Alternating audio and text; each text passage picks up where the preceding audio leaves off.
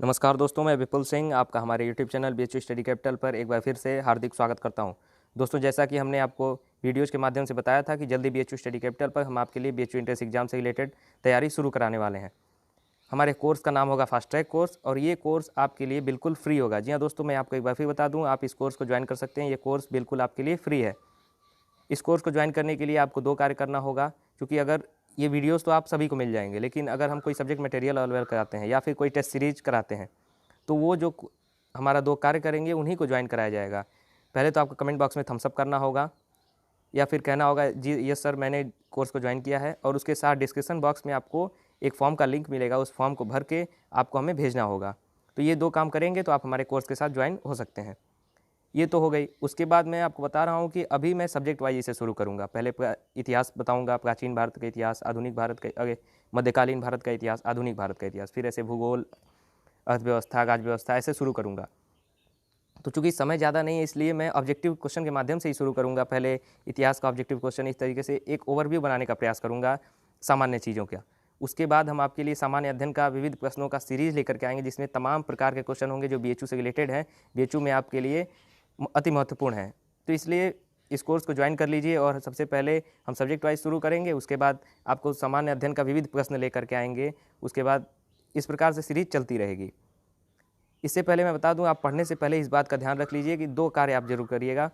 पढ़ते समय आप अपने आँख और कान दोनों खुले रखिएगा, क्योंकि ना हो तो ईयरफोन लगा करके वीडियो देखिएगा, क्योंकि मैं आपको एक प्रश्न बोलूँगा, उसके 4 ऑप्शन बोलूँगा। तो आप उन प्रश्नों को ध्यान से सुनिएगा और चारों ऑप्शन को ध्यान से देखिएगा, क्योंकि मैं तो एक प्रश्न बताऊँगा, लेकिन जब मैं प्रश्न का उत्तर दूँगा तो हो सकता है उससे आपको कुछ लिंक मिल जाए, और आपका एक प्रश्न और 4 ऑप्शन जो है उसको देखते हुए आपके कम से कम 5 क्वेश्चन तैयार हो सकते हैं। और मैं तो क्वेश्चन को एक फॉर्म में बोलूँगा, लेकिन बीएचयू में आपको दूसरे फॉर्म में भी पूछा जा सकता है। इसलिए आप चौतरफा सोचने का प्रयास कीजिएगा, हर एंगल से सोचने का प्रयास कीजिएगा, ताकि आपको अगर किसी भी प्रकार से इसी क्वेश्चन को बदल के पूछा जाए तो वो आपसे गलत ना हो। इसलिए ईयरफोन लगा लीजिए और अपनी आँख को भी स्क्रीन पर रखिए, ताकि आपको हर एक चीज़ क्लियर होती चले। आइए शुरू करते हैं वीडियो को। तो दोस्तों, आइए शुरू करते हैं अपने पहले वीडियो को। भारतीय इतिहास विविध, प्राचीन भारत का इतिहास। पहला प्रश्न आपके लिए हमारे द्वारा है, प्राचीनतम वेद कौन सा है? सामवेद, ऋग्वेद, अथर्ववेद या यजुर्वेद? प्राचीनतम वेद कौन सा है? सामवेद, ऋग्वेद, अथर्ववेद या यजुर्वेद? इसका आपके लिए सही उत्तर होगा ऋग्वेद। प्राचीनतम वेद ऋग्वेद है। ऋग्वेद में दोस्तों आपको मैं बता दूं 10 मंडल हैं और 1028 श्लोक हैं। 10 मंडल और 1028 श्लोक। अगला प्रश्न है, वेदों के गद्य प्रकरण क्या कहलाते हैं? उपनिषद, संहिता, ब्राह्मण, आरण्यक। वेदों के गद्य प्रकरण क्या कहलाते हैं? तो वेदों के गद्य प्रकरण जो हैं वो कहलाते हैं आपके ब्राह्मण। ब्राह्मण कहा जाता है वेदों के गद्य प्रकरण को। अब अगले प्रश्न की ओर चलते हैं। शतपथ ब्राह्मण और तैत्तिरीय ब्राह्मण किस वेद के मूल पाठ हैं? शतपथ ब्राह्मण और तैत्तिरीय ब्राह्मण किस वेद के मूल पाठ हैं? ब्राह्मण मूल पाठ हैं।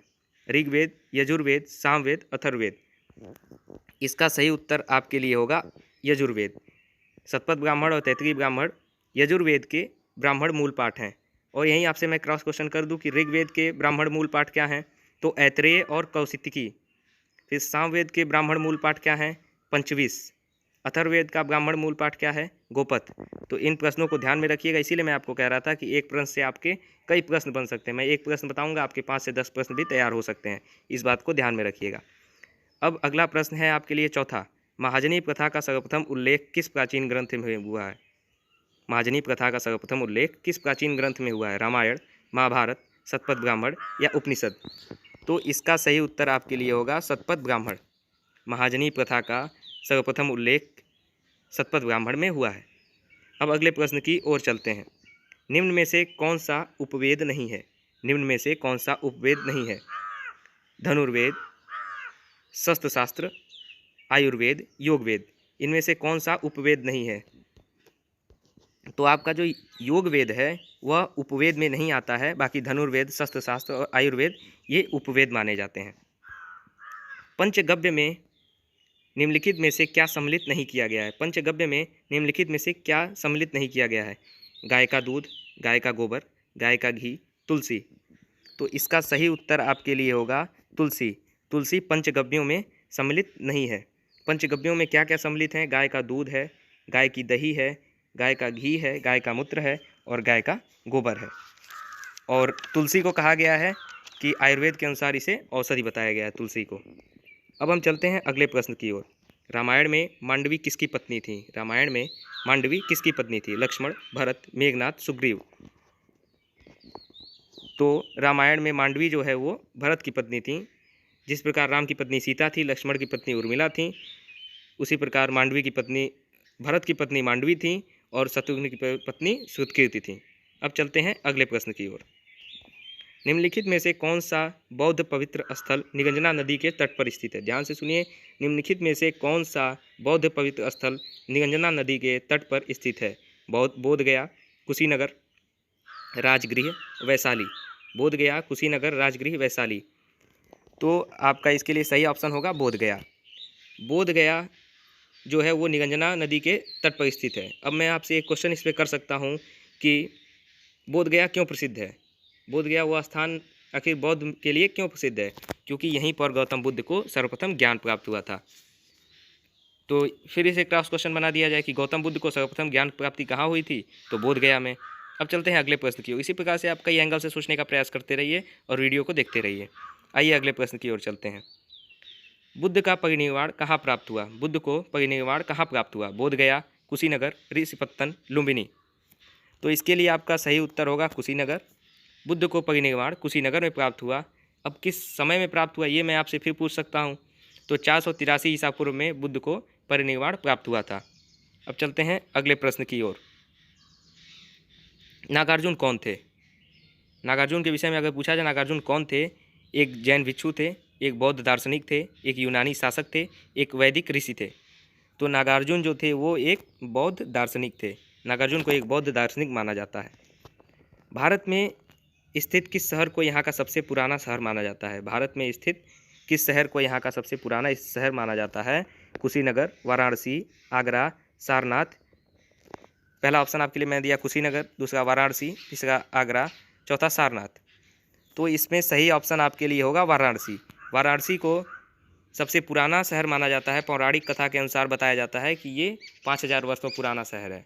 वाराणसी को 5000 वर्ष पुराना शहर बताया जाता है। 5000 वर्ष पुराना शहर। पहले जैन तीर्थंकर कौन थे? पहले जैन तीर्थंकर कौन थे? महावीर, ऋषभदेव, पारसनाथ, पद्मनाथ। तो पहले जैन तीर्थंकर जो हैं वो थे ऋषभदेव जी। ऋषभदेव जी पहले जैन तीर्थंकर थे और 24वें और आखिरी जैन तीर्थंकर महावीर स्वामी थे। तो मैं हमेशा बताता हूँ कि क्वेश्चन को हर एंगल से सोचने का प्रयास करना चाहिए। आइए चलते हैं अगले प्रश्न की ओर। मनुष्य जीवन का सर्वोत्तम ध्येय कैवल्य है, जिसका अर्थ है। मनुष्य जीवन का, ध्यान से प्रश्न को सुनिए, मनुष्य जीवन का सर्वोत्तम ध्येय कैवल्य है, जिसका अर्थ है इच्छाओं पर विजय प्राप्त करना, दूसरों की सेवा करना, दूसरों को शिक्षा देना, दूसरों का अनुसरण करना। तो इसका सही उत्तर आपके लिए होगा इच्छाओं की प्राप्ति, इच्छाओं पर विजय प्राप्ति। आपने सोचा होगा कि इसमें हमने एक ऑप्शन मोक्ष वाला नहीं दिया।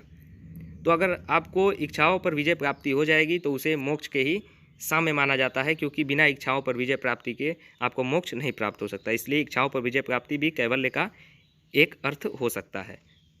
अब आते हैं अगले प्रश्न की ओर। विशाख दत्त द्वारा लिखित मुद्रा राक्षस कौन सी भाषा में लिखा गया है? विशाख दत्त द्वारा जो मुद्रा राक्षस लिखी गई है वो कौन सी भाषा में है? तमिल, पाली, संस्कृत या हिंदी? तो इसका सही उत्तर होगा आपके लिए संस्कृत। विशाख दत्त द्वारा लिखित मुद्रा राक्षस संस्कृत भाषा में लिखा गया है। मुद्रा राक्षस क्या है? जैसे मैं पूछ सकता हूँ क्या है, काव्य है, क्या चीज़ है ये? तो मुद्रा राक्षस एक नाटक है। ठीक, अब चलते हैं अगले प्रश्न पर। निम्नलिखित में से कौन सा अशोक के साम्राज्याधीन नहीं था? निम्नलिखित में से कौन सा अशोक के साम्राज्याधीन नहीं था? कश्मीर, गुर्जर, कर्नाटक या कामरूप? तो इसका सही उत्तर आपके लिए होगा कामरूप। कामरूप जो है वो अशोक के साम्राज्याधीन नहीं था। अब अगले प्रश्न पर चलते हैं। अशोक के कौन से शिलालेख में ब्राह्मी लिपि का प्रयोग नहीं किया गया है? अशोक के कौन से शिलालेख में ब्राह्मी लिपि का नहीं प्रयोग किया गया है? सारनाथ या शाहबाजगढ़ी, धौली या इनमें से कोई नहीं? तो इसमें आपका सही उत्तर जो है वो है शाहबाजगढ़ी। शाहबाजगढ़ी लेख में ब्राह्मी लिपि का प्रयोग नहीं किया गया, इस बात को ध्यान रखिएगा। और मैं आपको बता दूं कि अशोक की जो शिलालेख हैं उसमें 2 लिपियों का प्रयोग किया गया है, एक तो खरोष्ठी और दूसरी ब्राह्मी। और जो शाहबाजगढ़ी है और मानसेहरा है, दो शिलालेख जो हैं अशोक के, शाहबाजगढ़ी और मानसेहरा, ये तो खरोष्टी में है, बाकी अन्य जो भी शिलालेख हैं इसके वो ब्राह्मी लिपि में है। इसलिए ध्यान दे लीजिए कि सिर्फ शाहबाजगढ़ी और मानसेहरा ही खरोष्टी में है, बाकी अन्य अगर कोई भी पूछता है तो वो ब्राह्मी लिपि में होंगे। अब चलते हैं अगले प्रश्न की ओर। अशोक के प्रधान शिलालेखों में सबसे बड़ा शिलालेख है, सबसे बड़ा शिलालेख अशोक का कौन सा है? 11वां, 12वां, 13वां, 14वां? तो इसका सही उत्तर होगा आपके लिए 13वां। अशोक का जो 13वां शिलालेख है वो सबसे बड़ा शिलालेख इसका माना जाता है। ये शिलालेख आपको 262-61 में बनवाया गया था, जब अशोक ने अपना कलिंग विजय किया था। जब कलिंग का युद्ध लड़के कलिंग का विजय किया था, उसके बाद ये 13वां आपका शिलालेख बनवाया गया था। अब चलते हैं अगले प्रश्न की ओर कि अशोक के आक्रमण के दौरान कलिंग की राजधानी क्या थी? अशोक ने जब कलिंग पर आक्रमण किया तो उसकी राजधानी क्या थी? तक्षशिला, पाटलिपुत्रा, उज्जैन या तोसाली? तो इसका सही उत्तर है तोसाली। अशोक के आक्रमण के दौरान कलिंग की राजधानी जो है वो थी तोसाली। अब अगले प्रश्न की ओर चलते हैं कि निम्नलिखित में से मौर्य कला का सर्वोत्तम प्रतिमान कौन सा है? निम्नलिखित में से मौर्य कला का सर्वोत्तम प्रतिमान कौन सा है? स्तंभ, स्तूप, चैत्य या बारादरी?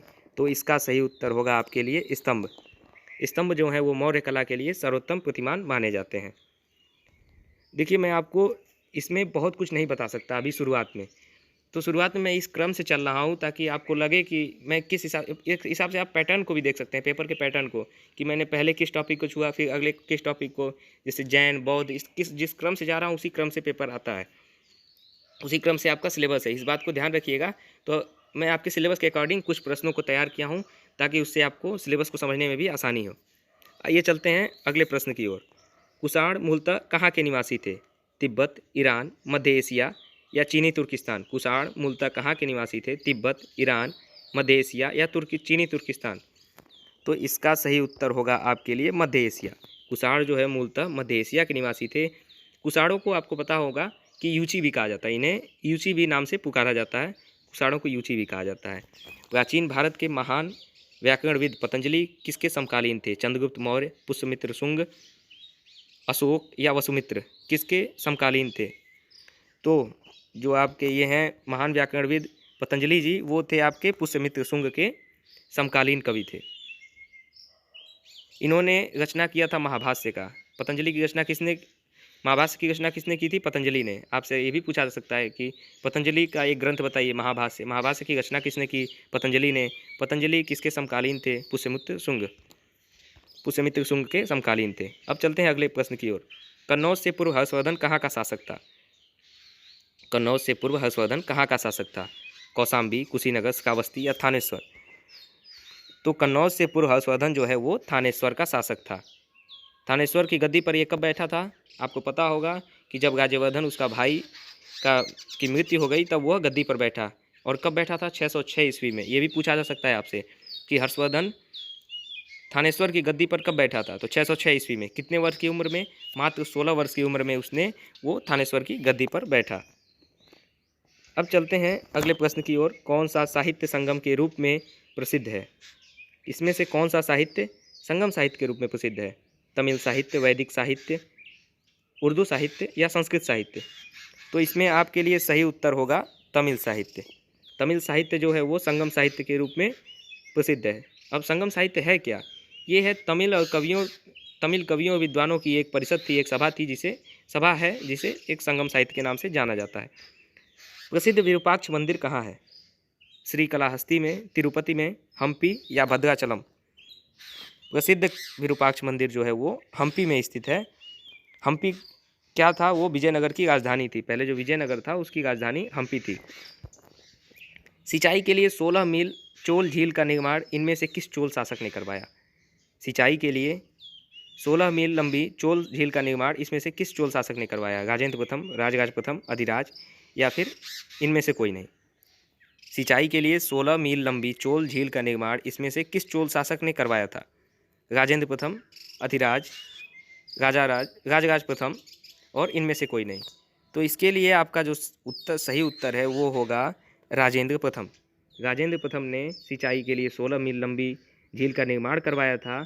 और गंगा घाटी पर जब इसका एक अभियान था 16 मील लंबी झील बनवाने का जब ये सक्सेस हो गया, ये सफलता मिल गई इसे, तो इसने गैंगेकोंड की उपाधि भी प्राप्त की। गैंगेकोंड की उपाधि किसकी थी आपसे पूछा जा सकता है, तो ये थी आपके राजेंद्र प्रथम की। तो आज का वीडियो दोस्तों हम यहीं समाप्त करते हैं। वीडियो कैसा लगा कमेंट बॉक्स में ज़रूर बताइएगा। अगर कोई सजेशन हो वो भी देने का प्रयास कीजिएगा, और इस चैनल को सब्सक्राइब कर लीजिए, बेल आइकन प्रेस कर लीजिए, क्योंकि हम इसी सीरीज़ में आपके लिए वीडियोज़ लेकर के आते जाएंगे। और बीएचयू से कोई रिलेटेड अपडेट भी होती है वो भी हम आपके लिए सबसे पहले लेके आते हैं। इसलिए बीएचयू स्टडी कैपिटल को सब्सक्राइब करके बेल आइकन जरूर प्रेस कर लीजिए। और एक बार और बता दूं कि इस कोर्स को ज्वाइन करने के लिए आप डिस्क्रिप्शन बॉक्स में अगर जो लिंक मिलेगा उसमें जा करके आप फॉर्म को भर दीजिए, ताकि अगर हम कोई सब्जेक्ट मटेरियल अवेलेबल कराते हैं आपको तो वो आपको मिले, क्योंकि जो वहाँ पर रजिस्ट्रेशन करेगा उसी को वो चीज़ें अवेलेबल कराई जाएंगी। और ये कोर्स बिल्कुल फ्री है, इसलिए अपने दोस्तों तक भी शेयर कीजिए। बहुत बहुत धन्यवाद।